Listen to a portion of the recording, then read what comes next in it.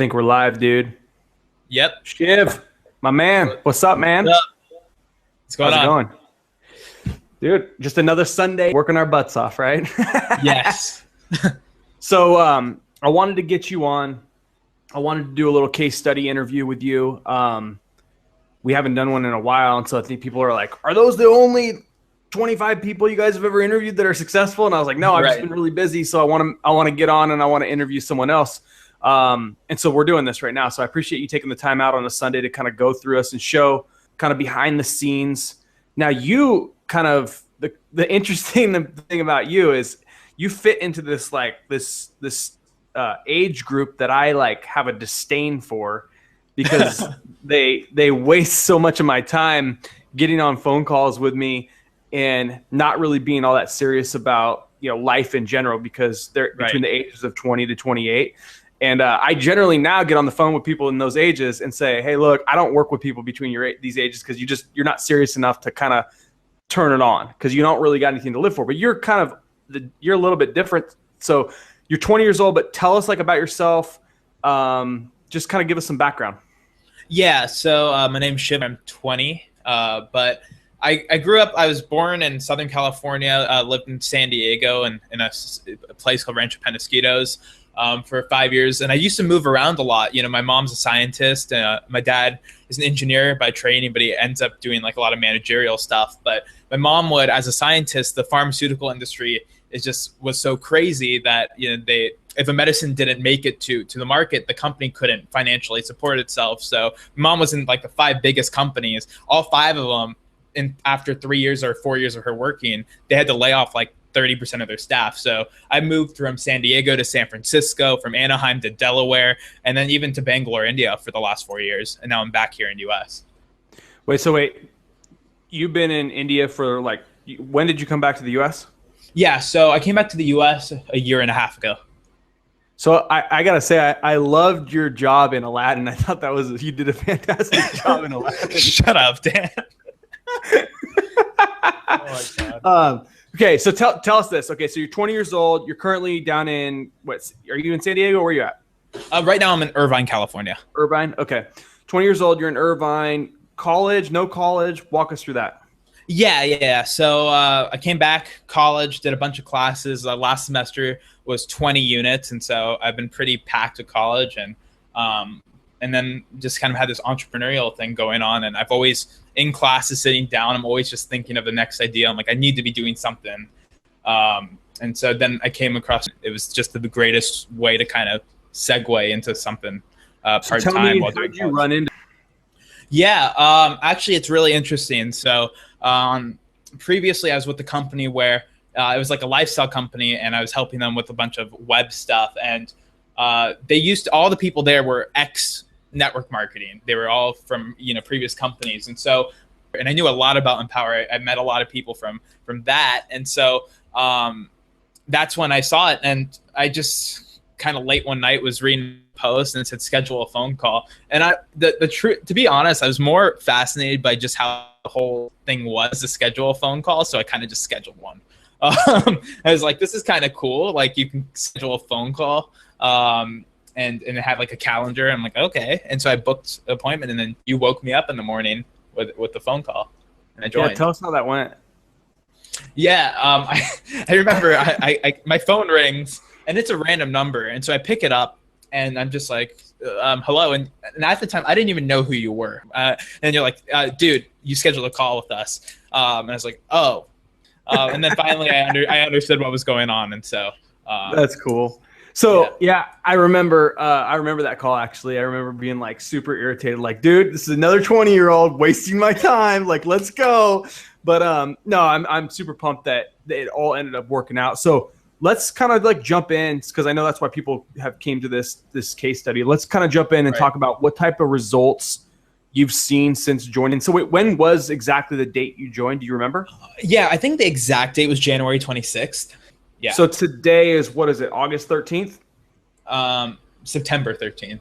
Oh, a month off. Perfect. shows you how much I know about what the time of the world is. Right. So, okay. So it's September 13th.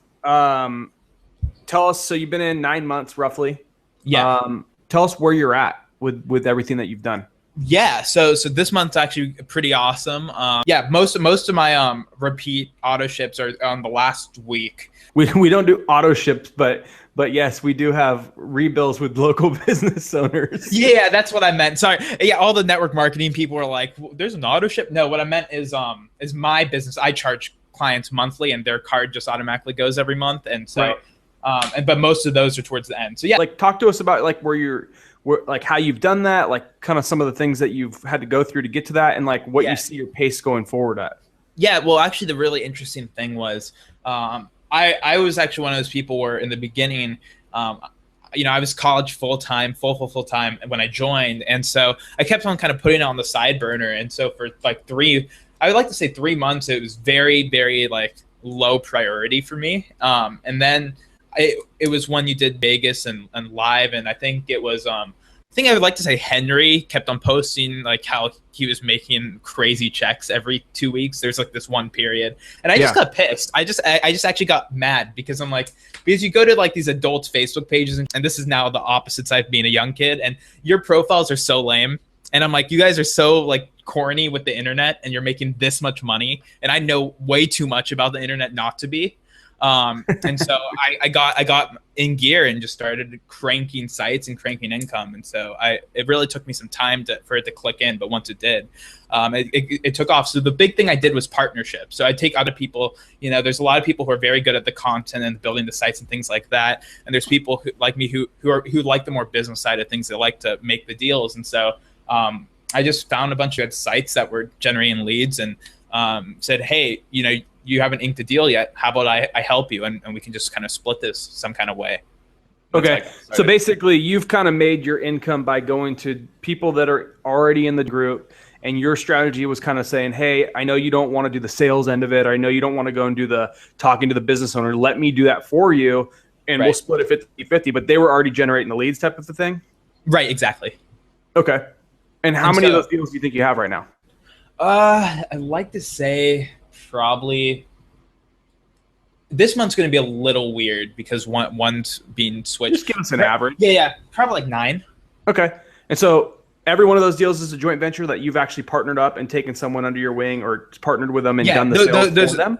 Those are 9 joint ventures. Yeah. Oh, cool. So I do also have some money that comes from, I just do one-off websites, and they're just still paying the payment plans on those. Sure. So that, we'll track down them, and they'll probably give you glowing rave reviews about how you help them make that money. So talk to me about this. Actually, can you show us like a site? Can you show us something, one of your joint venture sites? I know you didn't probably build it, but can you show that off?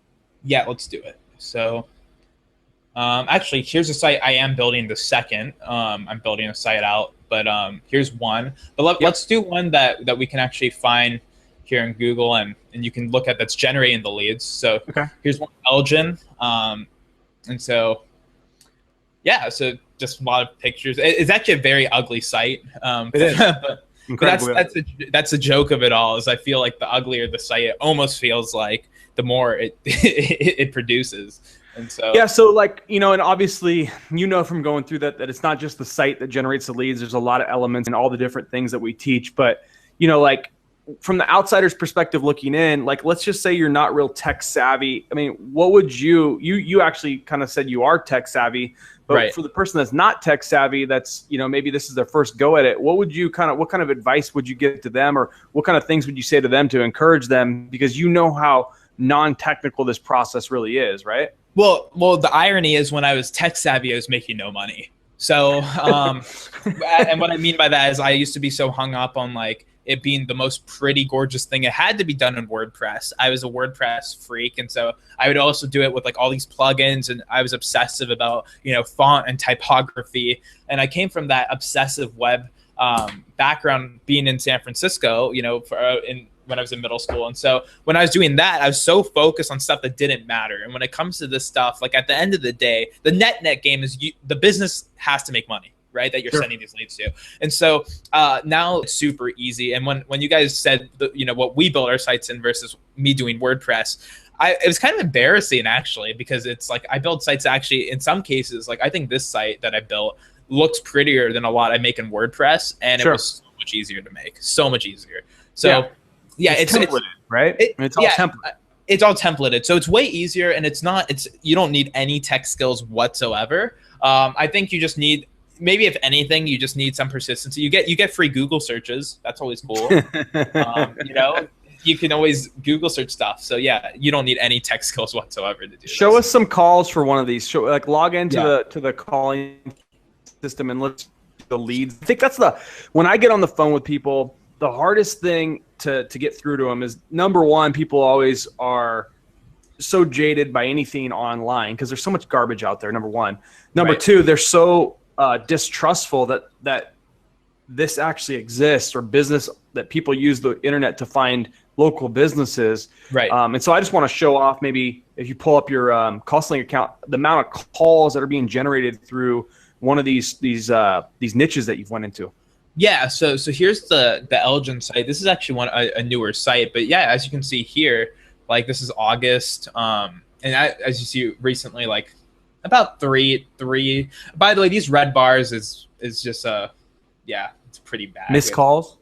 Yeah, they're missed, but it's just a weird thing. I have to fix it with Game Changer, but yeah, it's really cool to see. Actually, I listened to some of these calls, and I think there's like a $1,600 limo gig booked on like one of these calls. Wow. The business owner is really happy, and he literally in like one phone call made $1,500. Wow. So you can tell he's like, cool. Like in the beginning he wasn't booking anything, and when we first started, so like day 3 of the deal, he called me and he was like, dude, I don't know if I want to do this anymore. And I said, just give it a week. Like I just said, just give it a week. And then he booked a bunch of gigs, and he's really, really pumped.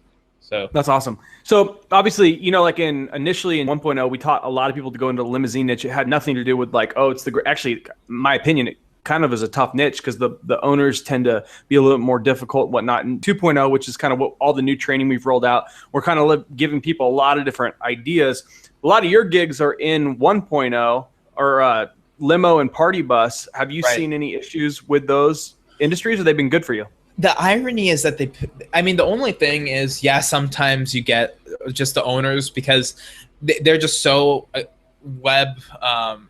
They just hate anything web, right? And so sometimes you get that. But I think that's what actually made all these deals great. I think honestly, and this is not good career move for me, but I don't necessarily think you need to partner with people for sales. I think a lot of this process is self-done.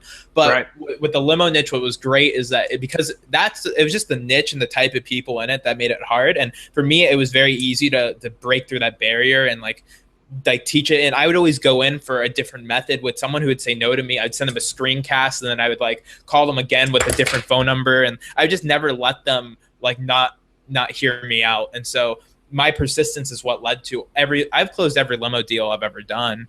So awesome. Which is very, and so I love the limo niche, but I know some people don't like it. But well, I think it's like anything, like if everything was 100%, everyone would be doing it, right? If we have deals that we still haven't landed to this day, doesn't mean we won't land them. It just means that it just hasn't lined up perfectly. We're generating leads, and that's the biggest thing I try to tell people when I'm on the phone with them is like, listen, we want to make sure we're teaching you a skill set that once we're done teaching you, you have this skill set for the rest of your life. You're able to go out there and generate leads for all different types of businesses, whether it's your own business, whether it's someone else's business, it doesn't really matter. We want to be able to help you fish, and you can go eat for the rest of your life. And that's the biggest thing. Unlike so many of the people we come in contact with have come from different opportunities. This is not an opportunity. It's like a trade school in a sense. And I don't know if you agree. Your whole intention is to teach people a skill set, just like carpentry or wedding photography, that they can literally go out there and use for the rest of their life once it is in their rearview mirror. What's your thoughts on that?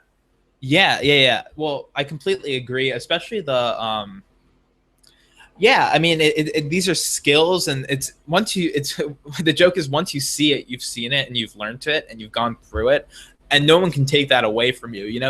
Like Google's not going anywhere. Like building a website's not going anywhere. And that's very different from some of the things I've done in the past where I've seen it go away, and I've seen other things, that just could kind of get hot one day, gone tomorrow. But small businesses are the lifeblood of this entire country. The internet is the lifeblood of this entire globe. World. So, yeah.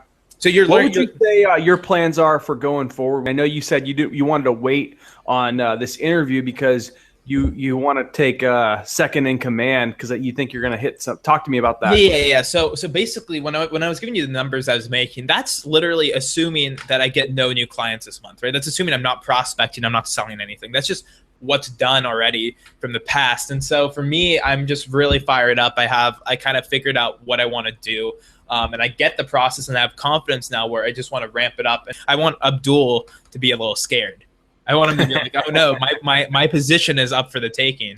And so, what I've done in the past with partnerships where I'm getting 50% in the deal. And I know if I do my own sites and work on that where I get 100%, I think the income could be way higher.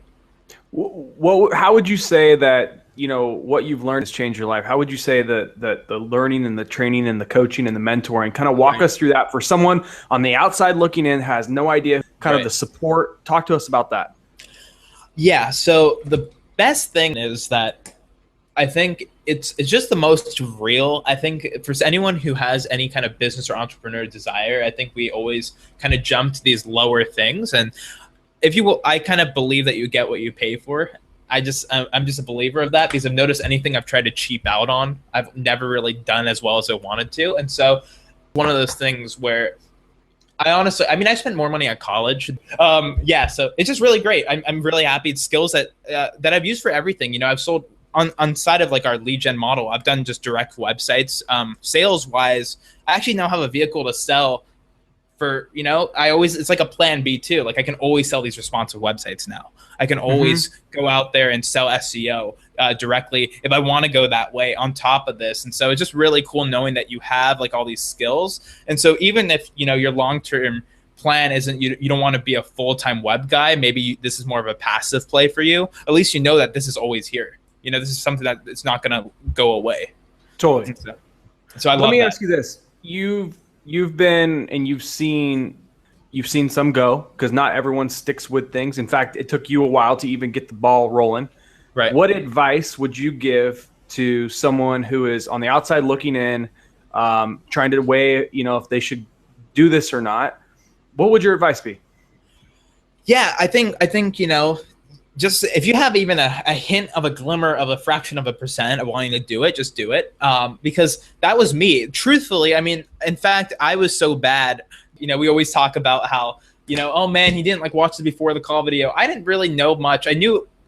All I knew was, okay, you build websites to generate leads. I literally didn't watch 90% of the content or anything, but I had a hint from the phone, just a hint that this was going to work. And I take big risks in my life and it's always paid off. And I think anyone out there, they're just so afraid. I think the fear should be a thing that motivates you to do things. And a lot of people, they use fear as a way to prevent them from taking risk. And if you're afraid, if you're nervous, if you think you can't do it, that's actually all signs that you should go ahead and do it, because it means that you're doing something that is uncomfortable. And if you're right now not happy with how things are going out, it's probably because you're really damn comfortable. And so that's why I jumped in. On the call, it was really uncomfortable. It really wasn't, something that was easy for me to do, but I just had a feeling it was going to work out, and it did. Yeah, dude. I think we all go through those times in our life. I remember specifically times where I was making pretty darn good money and I got comfortable. I didn't really need to go out and do more. Right. I surely had it in me, but I just didn't need to go and do it. And so, I think when a lot of people come and they get on the phone with us, they have a pretty good idea. They probably have a better idea than you did because we're kind of farther along than January. We have what, 1,000? Yeah, over 1,000 students now. But when you joined, there was 300 or 400, right? So we've seen that many more people go through. We've seen that many more case studies and success stories. But I guess if you had to give advice, let's say whoever's watching this jumps in today after watching this video, what advice would you give them? Yeah. One, don't just do, as long as every day you're doing something, you're going to be fine. My problem is that I just kind of let the days slip in the beginning. And it took me kind of realizing how much time I was wasting, just every day saying, I'll do it tomorrow. I'll do that bit. Where if I just wrote a paragraph of content, let's say a day, instead of just saying I'll put that off, or if I just made a phone call, you're going to do it as long as you do a little bit of work. And it's really not that hard. I mean, I like to pretend I work really hard, and I really don't with the income I make. And so I'm really excited that I know how to grind to work really hard. And so I'm thinking, wow, if this is what I'm getting, like kind of being lazy, I'm really, really pumped and ecstatic what it's going to be like when you really give it 110%. What's your current return on your investment? I know it took you a while because you're doing 20 credits in college, but you've been in for 9 months. You spent what you spent. What's your current return on your investment? If you oh my God, like I would have to probably 10x. Like, yeah, probably 10 times your investment at this point. You're 9 months in. Obviously, you're just a pup still, and I know you're going for the big boy numbers, and you'll get there. I know you will, because you're and that's the other thing, guys. Legitimately, and you can speak to this. I'm not going to go and pump myself up in these calls, but legitimately, like the people that are on those calls each and every week that are getting the coaching and getting the mentoring and kind of being close to the campfire, those are the people that seem to just continue to go up and up and up and up and up. Oh, yeah. I stay so plugged in. That's what I was going to say. If you stay plugged in, like I used to go every single Tuesday, Thursday phone call. In fact, it's so bad. I used to be in writing class, and what I'd do is I'd feed these ear pods through my like hoodie and into my ear and listen to the calls because my calls were during the class. The calls were during my writing class. But I would stay plugged in all the time. And then, even now I was doing, a call, with the partnership, and I was doing that call while kind of listening. And the guy's like, are you listening to me? And I'm like, yeah, I am. And I just don't like missing calls because I know that it just keeps me mentally in the same frequency. So I don't miss calls. I don't miss any content you guys put out. I go and do it. So Fiverr is actually something. I was in Oregon and now I'm back from my vacation. So I'm ready to hit that Fiverr strategy really hard, and some of these other cool strategies we're doing, and I'm really, really pumped about it. All right, man. Well, I don't want to keep anyone any longer. I appreciate you taking the time out on a Sunday to go through it and show people kind of behind the scenes. Fantastic job at doing what you've been doing. Keep doing it. And I guess we'll see you on Tuesday's call, right? Yeah, of course. And hey, we need to rank those underwater basket weaving sites. There you go. And for those who don't get that reference, you have to join to find out.